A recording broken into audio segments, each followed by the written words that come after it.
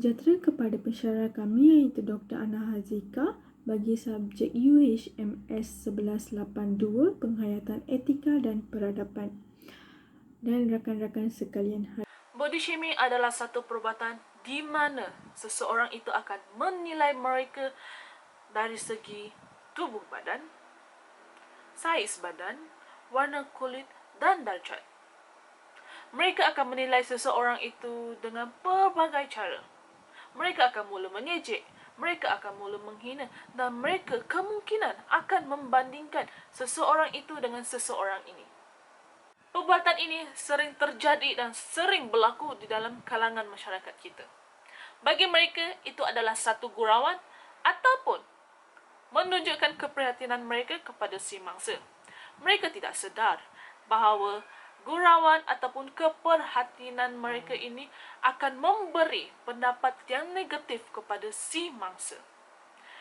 Pada saat itu juga, si mangsa akan mula berfikir akan pendapat yang telah diberikan oleh mereka. Akhirnya, si mangsa kemungkinan akan melakukan sesuatu yang kita tidak pasti apa yang si mangsa ini akan lakukan. Terhadap pendapat negatif yang diterima oleh si mangsa. Bukan itu saja, body shaming ini juga boleh dikenali sebagai pembulian. Kenapa ianya dipanggil pembulian? Kerana perbuatan ini adalah perbuatan yang sering dilakukan oleh si pembuli. Pembuli akan merasa puas hati kerana menilai fizikal seseorang itu, tapi mereka tidak sedar bahawa penilaian mereka ini juga akan mencenderungkan si mangsa. Untuk pelajar, mereka akan body shaming seseorang ini dari segi tubuh badan, warna kulit dan darjat. Begitu juga dengan masyarakat kita, iaitu ibu-ibu, bapa-bapa. Mereka akan membody shaming seseorang itu dengan membandingkan darjat mereka dan dengan darjat seseorang itu. Dan pada saat itu juga, si mangsa akan merasa stres. Mereka akan rasa tertekan. Kenapa? Dan mereka akan mula menyoalkan diri mereka. Kenapa mereka menerima pendapat ini? Akhir kata, body shaming adalah satu perbuatan yang kita tidak boleh amalkan dan kita tidak boleh lakukan. Kerana ia menyakitkan seseorang itu dari segi pelbagai cara. Ia menyakitkan fizikal, ia menyakitkan mental dan boleh membawa seseorang itu ataupun si mangsa ke arah yang tidak bagus. Kita tidak pasti apa yang mereka akan lakukan. pertama sekali, istilah body shaming kini menjadi isu yang paling popular dalam masyarakat Malaysia. Body shaming juga dikenali sebagai mengecam atau mempersendahkan tubuh fizikal seseorang. Pada era digital ini, perlakuan body shaming ini tidak hanya berlaku secara lisan iaitu secara bersemuka tetapi juga di dunia maya iaitu di media sosial. Menurut pensyarah kanan UiTM, Perak dan saintis sosial multidisiplin Dr. Airil Haimi Muhammad Adnan, sindir badan adalah sesuatu fenomena sosial yang kompleks kerana membabitkan isu seperti bentuk badan ideal dan keyakinan diri. Terdapat beberapa faktor yang menyebabkan berlakunya isu body shaming, antaranya adalah pemikiran postkolonialisme. Untuk pengetahuan anda semua, pemikiran postkolonialisme adalah pemikiran dan anggapan masyarakat.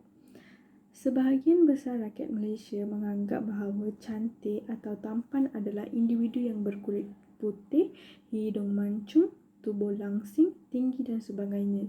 Jika terdapat seseorang yang tidak memenuhi kriteria-kriteria yang dinyatakan, maka mereka akan dikategorikan hodoh, kurus, gemuk dan sebagainya. Tetapi, masyarakat perlu bersedar bahawa wanita yang mendapat gelaran Miss World 2019 adalah Toni Ensing, seorang berkulit gelap yang berasal dari Jamaika. Maka terbuktilah bahawa kecantikan seseorang itu tidak semestinya bergantung kepada aspek penampilan fizikal. Tambahan pula, salah satu kesan berlakunya jenayah body shaming adalah kekurangan self-esteem atau keyakinan diri seseorang individu serta meningkatkan rasa ketidakpuasan terhadap imej dan tubuh badan diri sendiri, dan seorang individu itu juga akan rasa tidak selamat. Seseorang yang mempunyai harga diri atau keyakinan diri yang rendah juga tidak akan mempunyai kemampuan untuk memperlakukan diri mereka dengan rasa hormat. Kekurangan keyakinan diri membuatkan seseorang individu bersifat terlalu keras pada diri sendiri, takut untuk mengambil risiko dan mencuba sesuatu yang baru, selalu mengkritik diri sendiri, terlalu memikirkan perasaan dan percakapan orang lain, mudah berputus asa dan sentiasa gagal dalam mencapai sesuatu kejayaan dalam kehidupan. Menurut pakar psikologi dari Universiti Pendidikan Sultan Idris, Dr. Fauzia Muhammad Saad, seorang yang menjadi penganggur dari segi fizikal dan mental akan mengalami depresi atau tekanan yang teruk, dan itu akan menyebabkan mangsa hilang harga dirinya atau self-esteem. Oleh kerana mereka diganggu oleh emosi yang tidak stabil, maka mereka juga mula mempersendahkan fizikal seseorang untuk menghilangkan rasa ketidaksempurnaan diri sendirinya. Salah satu faktornya terjadi body shaming adalah kerana kurangnya toleransi terhadap perbezaan. Toleransi adalah sikap saling memahami, terutamanya untuk menerima perbezaan. Kita perlu faham bahawa setiap manusia di muka bumi ini ada kelebihan dan juga kekurangannya tersendiri. Kepelbagaian adalah suatu keunikan di muka bumi ini dan juga dalam masyarakat kita.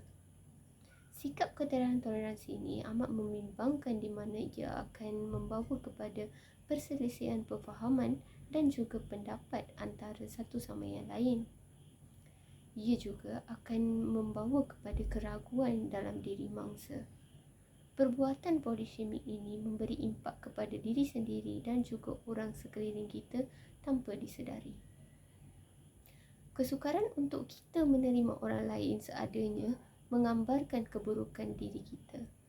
Contohnya, menghina orang kelainan upaya menunjukkan betapa buruknya pemahaman kita terhadap mereka. Oleh itu, sikap toleransi ini penting untuk mewujudkan kesetaraan sosial.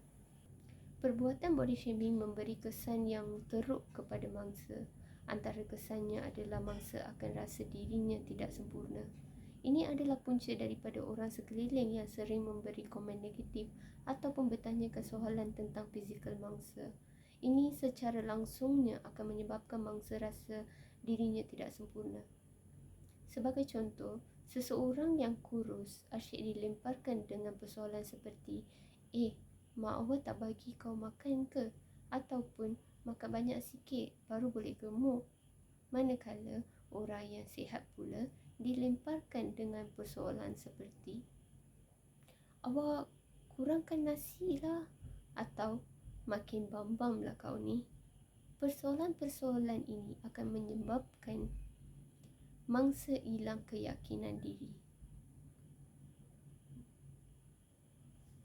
Salah satu faktor terjadinya body shaming adalah dengan membuli.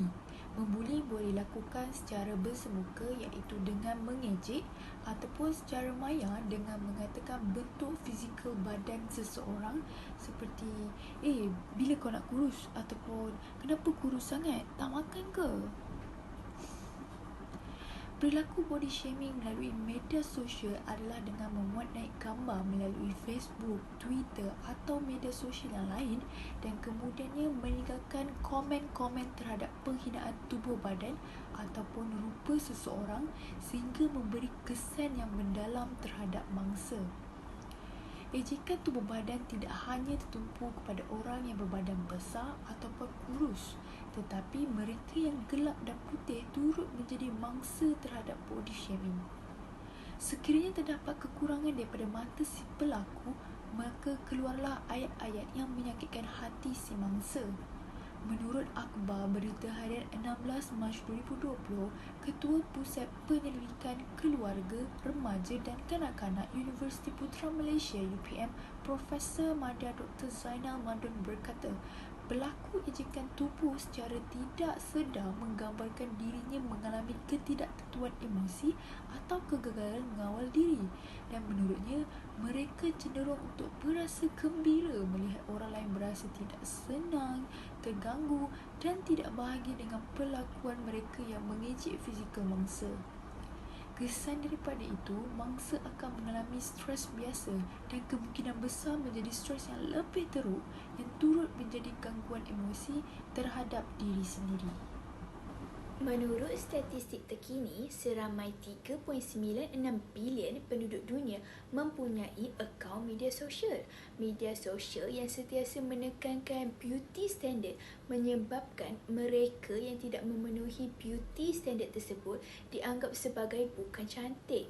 Platform-platform ini yang sentiasa mengiklankan produk-produk pemutihan ataupun pakej-pakej menguruskan badan akan menyebabkan pengguna merasakan yang mereka perlu berusaha untuk kelihatan cantik seperti yang disyorkan platform-platform ini. Kesannya juga mereka akan berisiko untuk mengidap penyakit serius seperti anoreksia ataupun bulimia, dan ini akan memberikan kesan negatif kepada fizikal mereka. Anoreksia akan menyebabkan mereka tidak mahu makan ataupun makan dalam kuantiti yang begitu sedikit hingga menyebabkan keguguran rambut dan juga berisiko untuk mendapat penyakit serius seperti penyakit jantung.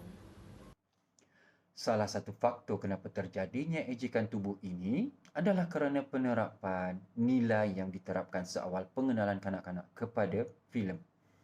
Ini boleh didapati di dalam Wikipedia untuk carian body shaming.